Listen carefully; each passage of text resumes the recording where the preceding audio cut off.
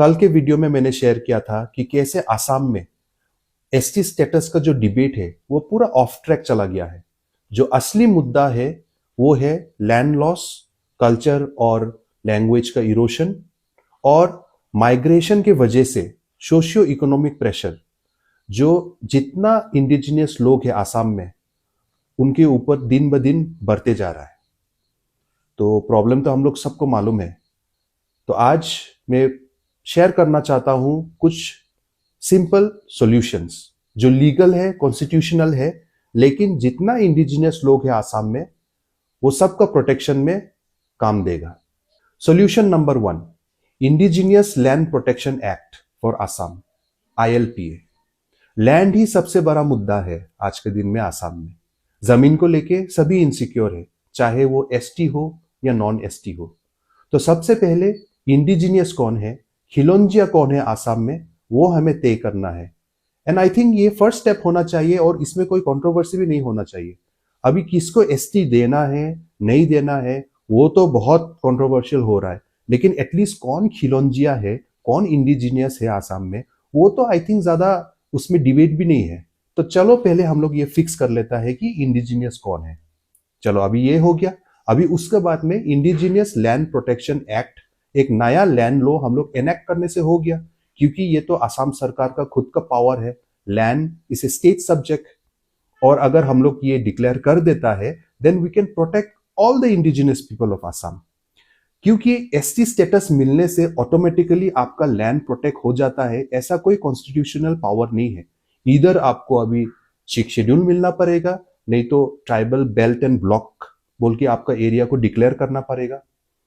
तो कुछ कुछ अर्बन इकोनॉमिक जोन को छोड़ के most of the areas of Assam except 6 schedule and tribal belt and block, उस एरिया को छोड़ के उसको आप लोग इंडिजिनियस जोन बोल के डिक्लेयर कर दो, सो दैट वहां में नॉन इंडिजिनियस लोग जमीन नहीं खरीद सकेगा। ऐसा वाला एक एक्ट इनेक्ट कर दो अगर आपको सबको प्रोटेक्ट करना है, नहीं तो हम लोग एक दूसरे के बीच में ऐसे झगड़ के तो कुछ होने वाला नहीं है। Solution number 2, indigenous culture and language preservation board of Assam. Language और कल्चर बहुत लोग को अभी फील हो रहा है आसाम में कि हमारा इंडिजिनियस लैंग्वेज और कल्चर धीरे धीरे खत्म हो रहा है, और ये कंसर्न रियल है। लेकिन ये सिर्फ अभी जो कम्युनिटीज एसटी डिमांड कर रहे हैं वो लोग का फियर सिर्फ नहीं है, इनफैक्ट एग्जिस्टिंग एसटी लोग डेंजर में है। बियाते बोल के एक ट्राइब है, एसटी हिल्स है आसाम का। वो लोग का पॉपुलेशन कितना है, 4-5 हजार सिर्फ, and their language is already recognised as an endangered language. ऐसा वाला बहुत सारा कम्युनिटीज है। तो वो लोग खुद से अपना लैंग्वेज को बचाने का कोशिश कर रहा है। और आप अपर आसाम में जाइए, बहुत सारा जो एसटीज है आज के दिन में, राभा बोलिए, मिसिंग बोलिए, वो लोग तो पूरा एसएमएस लैंग्वेज यूज कर रहा है। इनफैक्ट वो लोग अपना लैंग्वेज में बात करने के लिए भी खत्म ही हो गया जैसा है। इनफैक्ट बोरोलैंड में भी ऐसा है, कार्बी आंगलोंग में भी ऐसा है। इनफैक्ट अब जब नीचे आते हो डिमा हासाओ में ही आके थोड़ा रुक जाता है और वहां में एसएमएस लैंग्वेज का इन्फ्लुएंस कम है, लेकिन उसको लेके भी इनफैक्ट डिमा हासाओ को लोग को गाली सुनने को मिलता है। हमको ही कितना लोग आके गाली देता है कि आप एसएमएस में क्यों बात नहीं करते हो। हमारा यहाँ में पहले से एसएमएस लैंग्वेज का इन्फ्लुएंस कम था। यहाँ में एसएमएस लोग, अभी एसएमएस बोले तो सब असम का लोग एसएमएस है, बट वैसा तो नहीं है, हम लोग को मालूम है ना। तो यहाँ में जो अपर असम का एसएमएस लोग है यहाँ कम था, इसलिए यहाँ लैंग्वेज कम यूज होता है। एंड आयरोनी देखिए, मतलब बोल रहा है कि हमारा लैंग्वेज खत्म हो रहा है बहुत लोग, बट जो लोग अपना लैंग्वेज को रिटेन करके रखा है और शायद एसएमएस इतना अच्छा से नहीं बोलता है, इनफैक्ट वो लोग डिस्क्रिमिनेशन का फेस करना पड़ता है।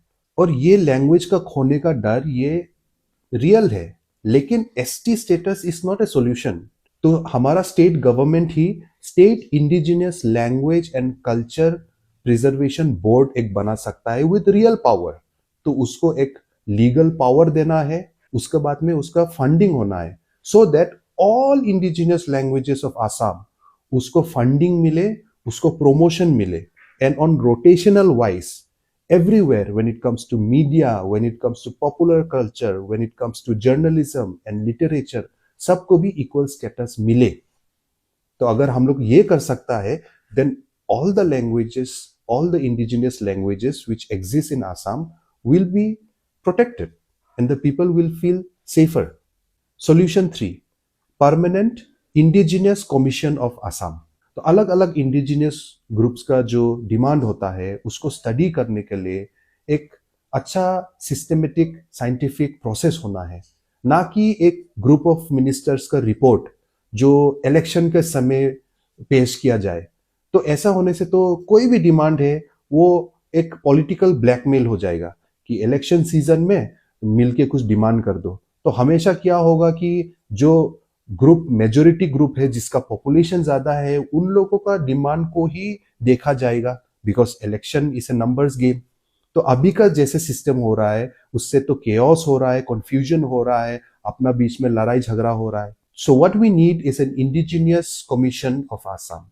तो ये commission time to time check करते रहेगा सोशियो इकोनॉमिक इंडिकेटर्स को, हिस्टोरिकल रिकॉर्ड्स को, कल्चरल वल्नरेबिलिटी को, लैंड सिक्योरिटी इश्यूज को, और उसके बाद based on this transparent criteria वो रिकमेंड करेगा रिजर्वेशन एडजस्टमेंट्स अगर कोई जगह में जरूरी है, स्पेशल प्रोटेक्शन और फ्यूचर इंक्लूजन अगर सच में वो जस्टिफाइड है। ऐसा होने से पूरा प्रोसेस फेयर होगा और पॉलिटिकल मैनिपुलेशन नहीं होगा, और एसटीज लोग भी सडनली अपना पावर्स को डाइल्यूट हुआ जैसा महसूस नहीं करेगा, और जो नॉन एसटीज है वो लोग को भी कॉन्स्टिट्यूशनली आराम से अपना जो डिमांड है वो प्लेस करने का मौका मिलेगा, और जो भी होगा वो एक तो जस्टिफाइड तरीका से वो एक कंड्यूसिव एटमॉस्फेयर में होगा, and which is very very necessary. Solution 4 और सबसे इंपॉर्टेंट,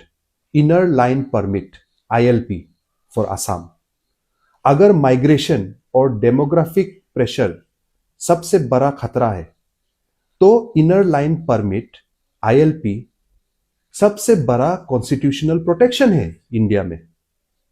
और अगर हमारा 7 सिस्टर्स में अलग अलग स्टेट को ILP मिल सकता है फॉर प्रोटेक्शन, तो हमें क्यों नहीं मिलना चाहिए आसाम को? और ऐसा बात नहीं है कि ILP मिलने के लिए ट्राइबल मेजोरिटी स्टेट होना जरूरी है, जस्ट प्रेसिडेंट का अप्रूवल मिलने से हो गया।